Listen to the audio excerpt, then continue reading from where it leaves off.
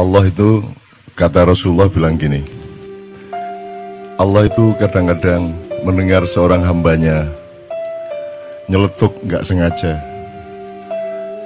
tetapi celetukan hambanya itu membuat Allah menyala cintanya kepada hamba itu, sehingga semua masalahnya oleh Allah langsung diselesaikan dan rezekinya dilimpahkan. Tapi Allah kadang-kadang juga mendengar celetukan hambanya, membuat dia sakit hati, sehingga saat itu juga rezekinya ditutup dan dipersulit hidupnya. Nah, awakmu milih ndi sakarepmu. Nah, Allah ngomong seperti itu menurut Rasulullah, terutama dalam ketika momentumnya adalah hujan turun. Jadi jangan ada yang mengeluh hujan turun. Bahwa Anda kerepotan, bahwa Anda kesulitan, itu berkah juga. Kesulitan itu berkah. Kalau Anda tidak pernah mengalami kesulitan, Anda tidak pernah menjadi dewasa. Kan gitu ya. Jadi kalau ada hujan turun, itu langsung saja Masya Allah, Masya Allah, Alhamdulillah, Alhamdulillah, Alhamdulillah gitu ya. Nah, bahwa masuk angin, emang jelek masuk angin, kan bagus masuk angin, Alhamdulillah. Sakit juga bagus, kan gitu.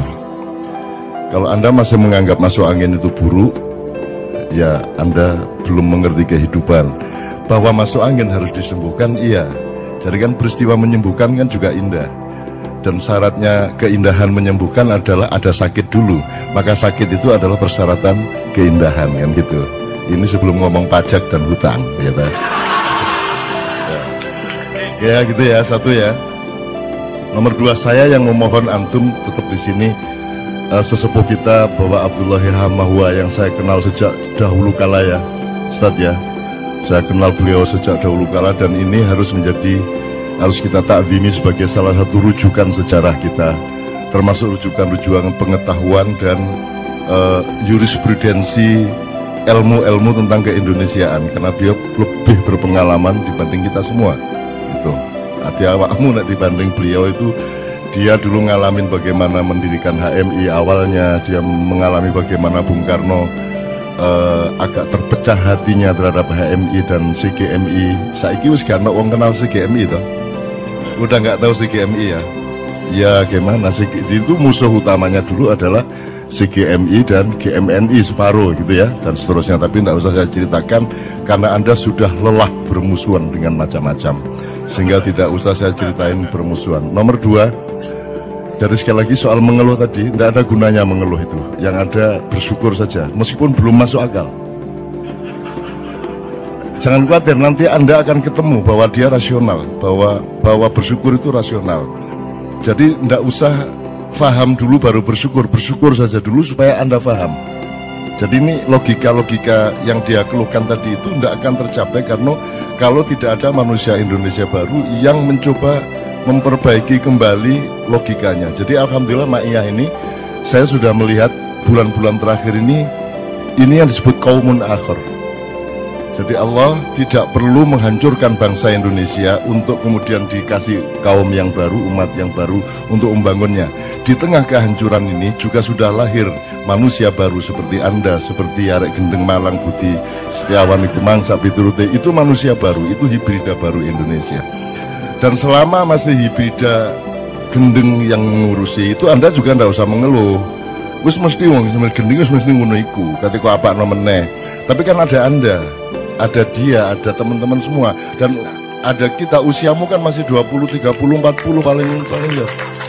Jadi kita punya harapan besar, dan ini jumlah kayak Anda ini ada di mana-mana, di Purwokerto, Banyumas, Purbalingga, Ngawi, Madiun, Ponorogo, lahir manusia baru Indonesia. Jadi Allah tidak perlu menghancurkan bangsa Indonesia. Allah di tengah kehancuran ini langsung melahirkan qaumun akhir, Indonesia yang berbeda, Indonesia yang baru. Dan itu sudah terjadi.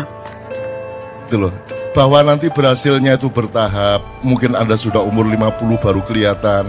Saya mungkin anak saya, cucu saya dan seterusnya baru berhasil betul. Loh, ini kan komplikasi penyakitnya luar biasa. Dan Anda tadi itu digaram-garami sama Anda sehingga anak Malang itu tidak tahan. Wis loro dikei lombok meneh. Wis seru aku iki nek gendeng wis seru. Kan gitu ceritane kan ya, sehingga si siapa tadi Doni Setiawan tadi kan wis seru aku nek gendeng, ojo dipeliak-peliak kan gitu kan. Oke. One, itu first. The second, Saya seneng ini, siapa tadi menyanyi Ruth Sahanaya tadi, siapa? Dia dan siapapun. Kenapa di KJ ini semua boleh tampil, nggak ada syarat. Setan pun tampil boleh. Karena kalau dia berbuat buruk di sini, dia akan mengalami kebakaran di dalam hati, jiwa, dan pikirannya, mungkin juga hidupnya. Barang siapa berbuat jahat di sini, barang siapa punya hati jahat di sini, Anda tunggu. Tidak usah lama-lama, Anda tunggu saja. Jadi semua yang di sini ini, Ustadz Himam, ini mereka orang-orang insya Allah tulus. Mereka semua ikhlas untuk Indonesia. Tidak ada orang mau jauh-jauh, apalagi di Jakarta yang bukan kota ini, tapi hutan rimba ini, yang tidak jelas ini. Mau datang-datang jauh-jauh ke sini tanpa pamrih, tidak mencari uang, tidak mencari apa-apa, kecuali mencintai Indonesia. Masa Allah tidak akan membuat Anda hidup lebih berperan dan lebih sumringah di masa yang akan datang. Jadi ini mereka insya Allah tulus semua. Nah, setan pun kalau dia tampil di sini, itu mau tidak mau dia harus berbuat baik. Jadi Anda pengennya setan berbuat baik atau berbuat buruk? Benar. Karena Anda maunya setan itu buruk toh. Ya toh? Dan Anda sudah klaim dengan stigma setan itu buruk. Lah itu kan salah Anda ngomong gitu.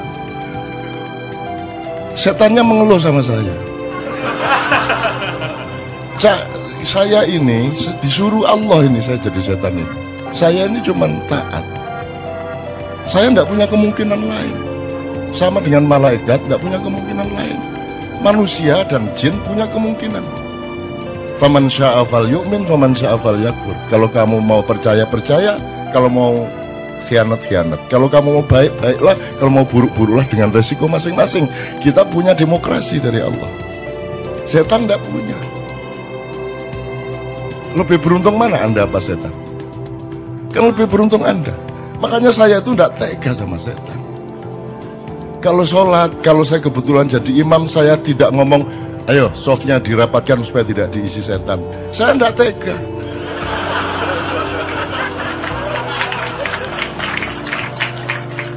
Yang rapi softnya, setan-setan kalau mau ikut sholat sekalian sini. Nah gitu saya. Saya tanya, apakah ada makhluk di muka bumi ini yang tidak kembali ke Allah? Jadi bagaimana mungkin saya mendoakan siapapun dan mengharapkan siapapun untuk tidak kembali ke Allah? Kemudian Anda dibiaskan oleh Allah sendiri supaya Anda diuji fokus sama Allah apa tidak dengan dikasih idiom neraka dan surga. Terus Anda semua itu pokoknya enggak pakai mikir, pengen ke surga semua. Saya kasih tahu, surga itu sepi banget. Anda kesana nanti kesepian. Nanti dilang bentino.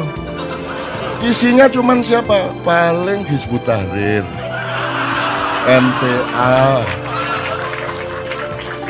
Wahabi Salafiyah baru ya, LDII, ya NU, Muhammadiyah, Syiah, semua neraka.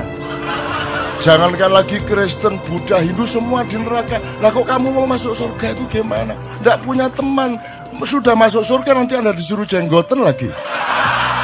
Iya coba. Bener nggak? Apa yang membuat kamu ingin masuk surga itu apa? Di sana jelas isinya kan sudah jelas toh. ISIS masuk surga, ya toh. HMI sekarang belum tentu masuk surga. Wong PMI aja nggak masuk surga, apalagi HMI kan gitu. Ya toh, ya itu ya.